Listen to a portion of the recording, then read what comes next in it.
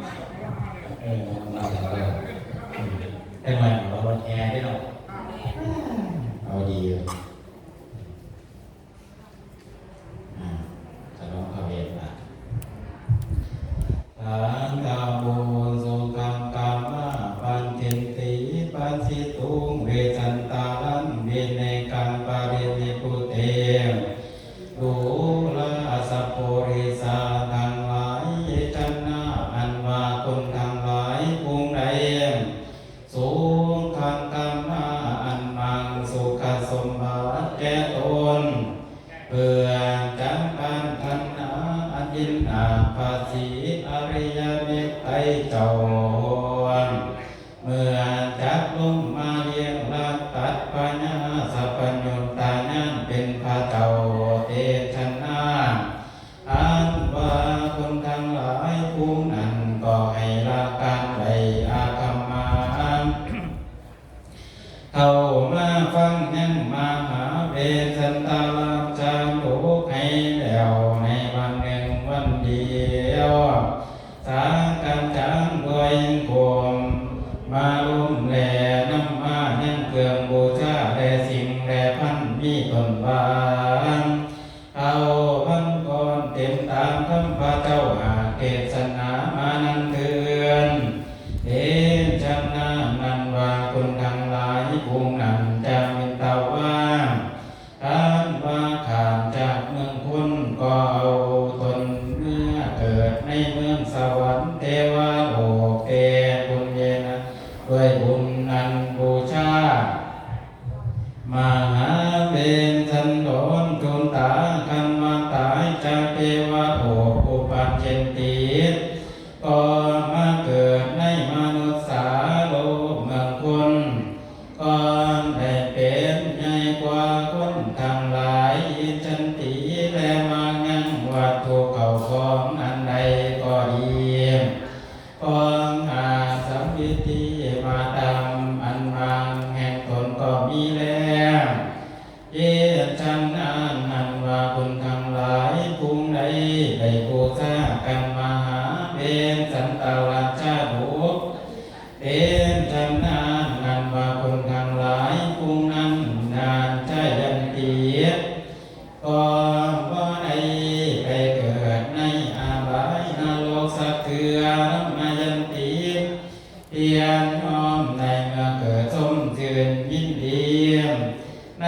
สวรรค์เทวโลกคุณก็มีแล้วเหตุนั้นที่ทั้งคาถาพันทางนะอันวาโยทางฐานอันนี้ปามันจังยินดีนาอันบุพาจันเก่าตังหาเก่าไว้บางอาสาวาลังปูเชนติเพียงชนะคนทั้งหลายภูมิใดในบูชายังตามชื่อว่าทศพลอันปาดาปันดาไปด้วยคาถาสิบเก่าพาคาถาในบูชาด้วยใจศรัทธาเตชะนาคนทั้งหลายภูมิอันมีสัมฤทธิด้วยข้าวของตามอันมาแข่งตนบ่ท้อแต่อันสัมปันนาความประกอบไปด้วยตาคุณสามารถมอบด้วยเพียคนทั้งหลายก็มานั่งบ่ท้อแต่อันสัมปันนังความประกอบไปด้วยลักษณะเนื้อตนก็งามยิ่งนางอนุภาวันติก็ได้เสวยสุขสีสมบัติอันมากในเทียนเกิดแห่งนั้นก็มีแล้วนางชายันติก็บ่ได้เกิดในตระกูลนันถอยเทียนย่อมได้ไปเกิดในวงศาเต่าพญามอันประกอบด้วยทศวรรณธรรมและตระกูลธรรมปานอันมีเขาของมากและน้ำเตนาด้วยบุญนั้นใดบูชากันทศพลนั่งแดนเทศนา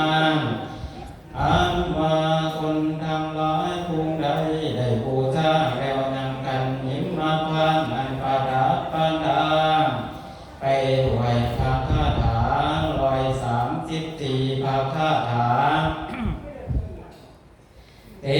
จันนาคุณทั้งหลายคุ้งอัญชายันติได้ไปเกิดในภาวะสงสารที่ใดก็ยิวทันทีก็เพียงโน้มจำเริญดีพุทโธมีรูปใจประกอบพึงใจนักมหาเตโชมีเตจังต่อมามีทีนานุภาพตมาโภคามนาคาที่สัมปันโนปังก่อนไปด้วยเดือดจันเก้าของก็มาแก่น้ำน้ำลังดีคนเสียหน้ามีมาการเมตเตมีกาสือทั้งหลายก็บ่มากับทำให้อภิรุโกมีห่วงก็น้ำยานากินโนมีพญานันประเสริฐยิ่งกว่าคุณทั้งหลายด้วยอานันในสงสารอันใดบูชากันเจอไว้มาพันนันแลวิจนามอามคนทั้งหลายภูมิใดในฟังแล้วบูชายังกันเจอว่าท่านอาขานามอัมปาดาไปด้วยคาถาสองลอยเข้าว่าคาถาเตชนามอันมาคนทั้งหลายผู้อันดำพินเตาว่าก็ได้ยังเขาของบริโภคก็มานาคือวางข้างใจก็เจ็ดห้อยกายิงทั้งหลายอันปานับก็เจ็ดห้อยตางก็เจ็ดห้อยมาก็เจ็ดห้อยรถก็เจ็ดห้อยมัวอสุภาลันก็เจ็ดห้อยแม่ง้อนมก็เก็บหอยผู้ข้าคาลาสัมปันนาสมบูรณ์ด้วยหนึ่งสางเข่าของเงินคำแก้วแบนันจากนำบ่ได้ด้วยพลานอานิสงสารได้บูชาธนาขันนั้นก็มีแลเดียชันนาอันมาคุณทั้งหลายภูมิหลายในฟังแก้วยังวันนับเวรอันปากอบไปด้วยคาถา57ประคาถาผู้เช่นดีและบูชาด้วยใจศรัทธาเตชะนาคนดังหลายผู้นั้นชายันติอันเกิดมาในเมืองคนก็ดีในเมืองป่าก็ดีเตนะปัญญานิพัญญาอันกาคุ้มดิสาลตาองค์อาสามาจุบุทาที่เปราชโมอัมมาเทาปัญญาทั้งหลายในจงบูชาอิมาสตาลาบูชามานาสัพเพเทวาแม้ว่าเทวดาทั้งหลายทั้งมวลก็ดีละบุคคลจิตตวาก็บูชายิ่งเพียงพาสมบัตินี้ด้วยสมบัติทั้งหลายด้วยดีแล้วสามเพนปีอันมาบุคคลทั้งหลายในบูชาวันนาภเวรกันเตาบ้านไปสู่ประเทศที่หายมันเทวมนุษย์สาบูจิตานันคุณแลเทวดาทั้งหลายหากได้บูชาในที่นั้นก็มีแรงแม้ว่าสามเป็นอาจารย์ทั้งหลายมวลมีต้นมันมู่แลที่เก็บแมงงอก็ว่าอาจจะการทำให้ได้แรงด้วยพลังอานิสงสารอันใดบูชาวันนาภเวรนั้นแลที่จันนาอันมาภูมิในคนภูมิในได้บูชาอย่างกันชื่อว่าสู้ทรงอันปานาไปด้วย79คาถาเตชะนาคนทั้งหลายผู้นั้นชายันติก็ได้ไปเกิดในตระกูลนั้นบริสุทธิ์มีสมบัติมากนักหนาเห็นมาวันหน้ามีวันนาเนื้อตนนั้นงามอาภิรูปาภิโมกโตอันงามปิยาเป็นที่หักแก่คนทั้งหลายเราพิตวานก่อนในพระปิยาคงอมมีหุบโสมน้ำยิ่งนางก็ถอยแต่นี้ก็ได้ท่าสีท่าสา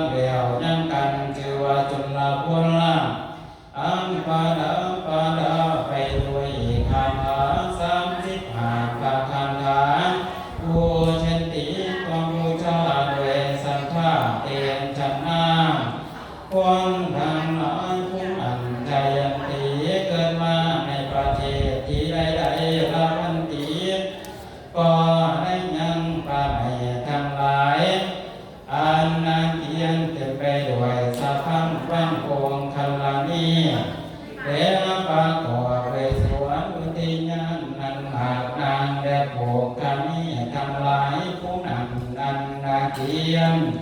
เต็มไปด้วยบัวหลวงและดอกจำปาและหมากจับทั้งหลายมาแต่หน้า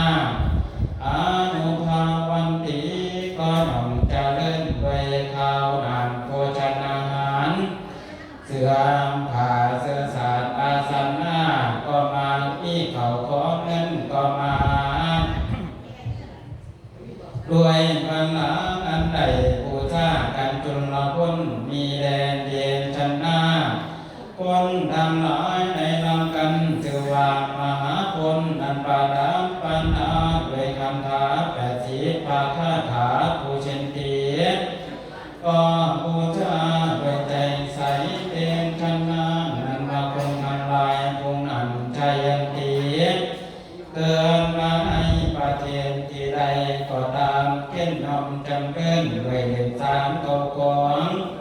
มาด้วยบริวารตะกุสางมาโมกุยก็มานางปวงกาลนีมันจาอันปานาด้วยอาลัมปาใหม่ทั้งหลายอันนาเกียนเต็มไปด้วยสะพังบังโบกาลนีทั้งหลายมานักแลนาปวงกาลนีทั้งหลายพุงอันเต็มไปด้วยดอกบัวหลวงและดอกจันทร์อันมากก็ตัวแต่นั้นแต่นานามาอุนพยามสัมพันธ์นาอันประกอบด้วยสวนมุติญาณด้วยน้อยมาคู่ก็มานางอนุพันติก็ได้เสวยสามพาสุขังยังสุขทั้งปวงคือว่าสุขเป็นเท่าพญาเป็นเศรษฐีมีสมบัติเท่าของมานั้นด้วยพลาในสงสารได้บูชามหาคุณก็มีแล้วเยี่ยมชันนานคนทั้งหลายผู้ใดได้ฟังแล้วยังกันผู้มันอันบานาด้วย100ภาคาถาผู้เช่นตีก็บูชาด้วยใจใสศรัทธาเห็นชันนานอันบาคนผู้ทั้งหลายผู้อันชัยันติเกิดมาในประเทศใดก็มีอุตตมโมประเสริฐกว่าคนทั้งหลายทั้งมวลลาวินสันติก็จะได้เป็นเห็นพระเจ้าตนชื่อว่าสีอริยเมตไตรในตามจัดมาไปนามก็สามเดนาอานุเจตวาได้เสวยสัพพสุขังยังสุขทั้งปวงคือว่าสุขอันเป็นพญาอันประกอบด้วยจตุรงกเสนาอันมากนางดาภิสันติก็จักได้สุขานิพพานังยังมีความสุขในสำนักพระเมตไตรเจ้าแว่ด้วยอานิสงส์ยังกันคือว่ากุมารแดงเย็นจันนาเป็นทางลายภูมิใดได้ฟังเดียวยังกันชื่อว่ามาที่อันประกอบด้วยคาถาเต้าเสียงฟังคานขาผู้เช่นตีก็บูชาด้วยใจใสศรัทธาเดชชนะคนทั้งหลายผู้นั้นเกิดมาในประเทศที่ใดละพันตีก็จัดได้ศรัทธาสัมปันติงงานสมบัติทั้งมวลในเมืองป่าและเมืองคนที่ข้าอยู่กับมีอายุยืนทุกเมื่อแรกก่อนเนื้อตนก่อนน้ำพังเราว่ามีกำลังเหวแห้งนาสัมภโลคาอันว่าปัญญาจิตทั้งมวลเวียนอาสันติก็ระงับเสียนั่งอยู่นอนอยู่ก็เป็นสุขด้วยอานิสงส์คือการบูชานับกันชื่อว่ามาที่แดนเยชนะคนทั้งหลายผู้ใดในบูชาหลับกันสังฆมันอันปาดาปาดาในคาถาเสียงสามบางคำถาผู้เช่นตีก็บูชาด้วยใจใสศรัทธาเด่นชนะ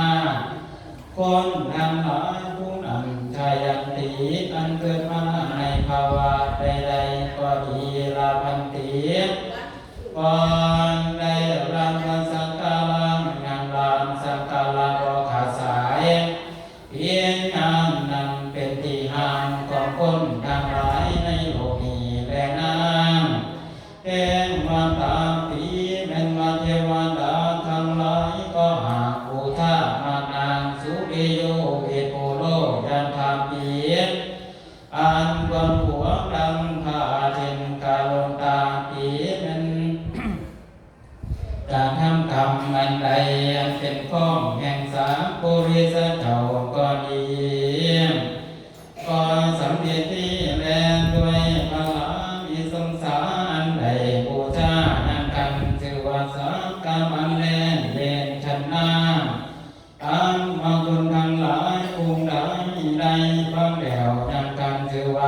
หาราชอันประดับ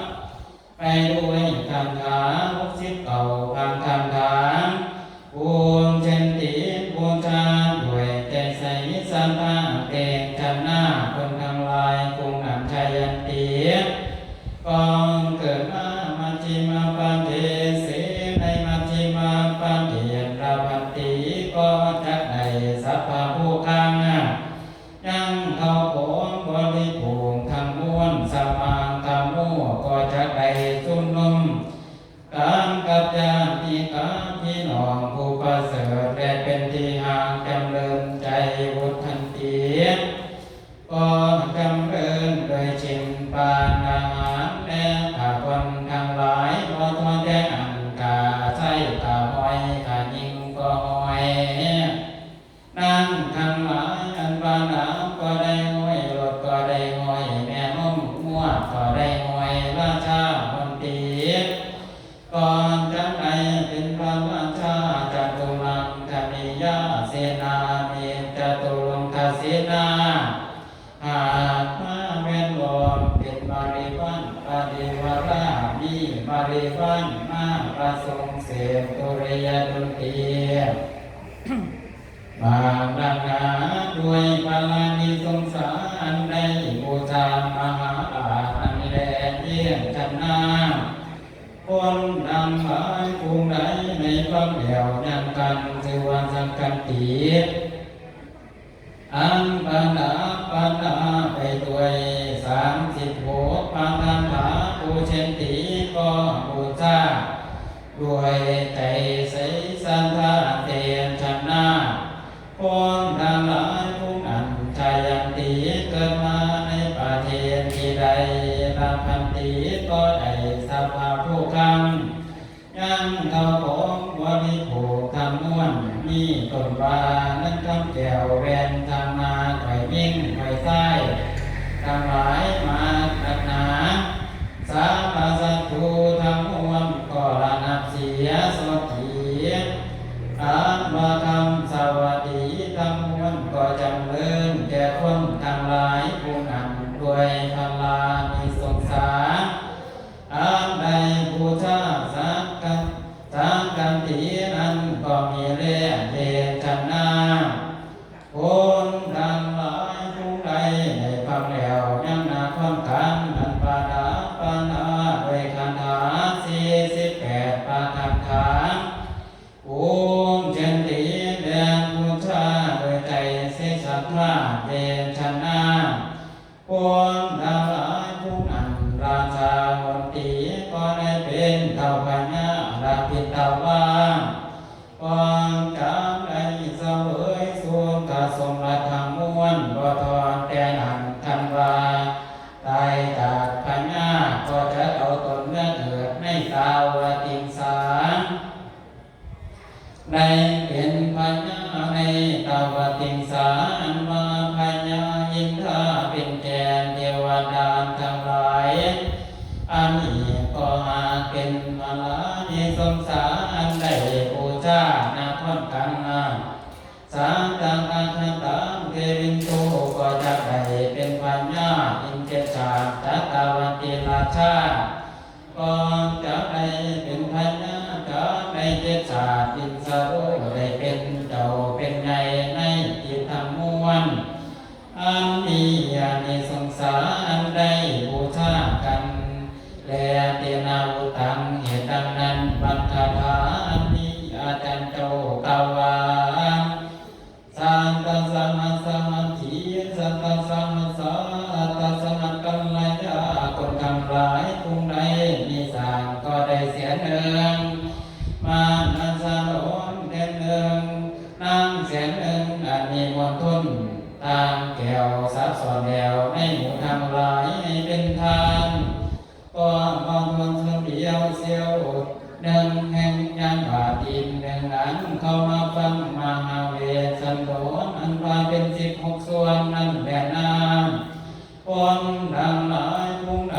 ได้กระทำการบูชามหาเวสสันโดษสารุนั้นแล้วคนทั้งหลายผู้นั้นก็บ่ฮอนในเกิดในเยียนเป็นสุขสักเถื่อและน้ำก่อน จากในสุ่มชื่นยินดีในเมืองฝากสิ่งเดียวบุญแผ่นาก้าวเรื่องสัมภาตังหูลำดาสังคุม16ลำดาปุนาเนียนพานังอิติกัมชันติดับก็จะได้ถึงนิลาพานเมื่อไพรุ่นปอสาแก่น้ำเห็นสันนาปริโยสานิสันติกาธรรมเทศนาโสตปฏิวัลาเจเนปาตุลิงสูภาโอชนะในเมื่อเดียวธรรมเทศนาแห่งพระพุทธเจ้าภาโอชนะคนทั้งหลายอันใดเข้ามาฟังยังปฏิสนายังนั่นก็ได้ถึงธรรม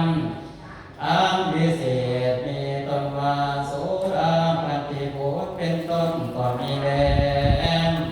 ยินตัวบันทายาทำแหกแก่ดีเพื่อหาคนทั้งหลายดังวิจัยใสสันทาได้ฟังบูชานางพาหาเวสสันโดนทาโด